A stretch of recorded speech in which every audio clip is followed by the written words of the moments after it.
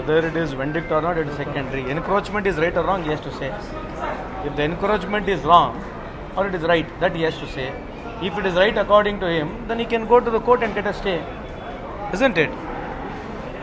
Sir, the 4% reservation bill which BJP is making a big issue of, it's been tabled in the assembly today. See, Discussion apart from this 4% reservation bill, if I am not wrong, there is 2A, 2B, 1, Schedule 1, all these people, there are so many in 2A, we have got more than 105 communities to be there.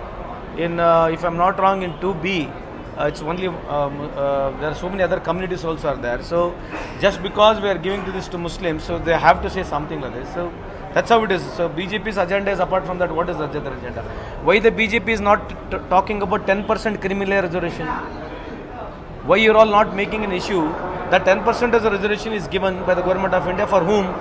Who are those people? People who are not in SC, ST, in OBCA. Such people have given in reservation, and the whole quota of 10% for what is the population? The 10% of quota of reservation given to criminal air, what is the population? Whom they have given? This is also a larger interest which needs to be discussed.